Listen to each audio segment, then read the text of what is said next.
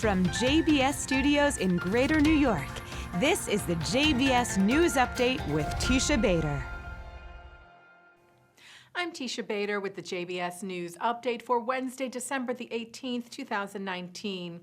Israeli security forces uncovered a major terror cell in the West Bank. The IDF said the 50 members of the PFLP, the Popular Front for the Liberation of Palestine, were arrested, believed to have been behind a series of deadly terror against Israelis, including the attack in Dolev earlier this year that killed 17-year-old Rina Schnurb. According to the Shin Bet Israel Security Agency, the cell planned to carry out more attacks in the near future.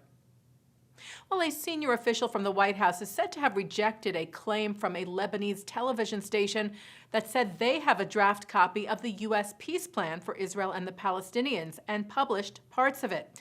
As we reported to you, Al Mayadeen, which is said to be a pro-Hezbollah media outlet, was cited by the Jerusalem Post as having the draft copy, which they said includes the idea of a three-way peace agreement between Israel, the Palestinian Authority, and terror group Hamas. The Times of Israel cited a senior White House official telling them that rumors about the content of the Trump administration peace plan are false. We are confident that the so-called source has not seen the plan. The Anti-Defamation League Center on Extremism said they have found more information about the Jersey City gunman through a Facebook profile believed to have been his, which show rabid anti-Semitism and hatred of police and white people. The attack on the JC Kosher supermarket in Jersey City on December the 10th left 3 people dead and a police detective who was also killed by the gunman just before. The ADL said the content linked to the shooter on social media should serve as a reminder to all social media platforms that they have a responsibility to identify and mitigate the type of content that fuels hateful ideologies and can lead to real-life violence.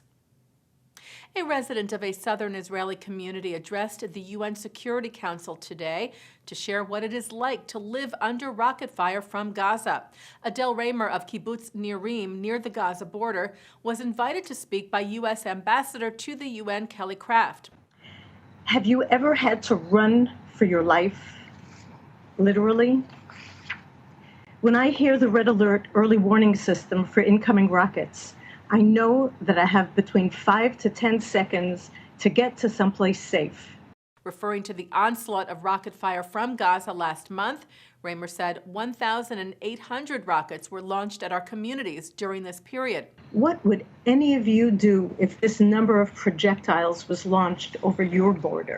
I call upon the countries of the world, representatives, you, the member states of the Security Council, to compel Hamas to abandon their path of violence and empower all of the people in our region on both sides of the border.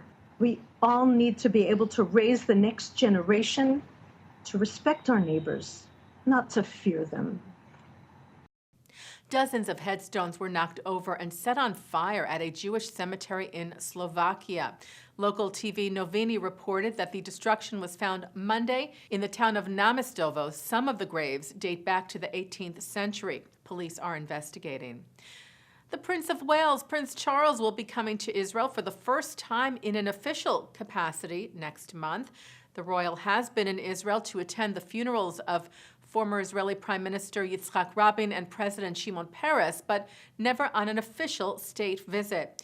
He was invited by Israel's President Reuven Rivlin to attend the upcoming World Holocaust Forum at Yad Vashem, joining dozens of other world leaders commemorating the 75th anniversary of the liberation of Auschwitz, taking place in Jerusalem on January the 23rd of next year.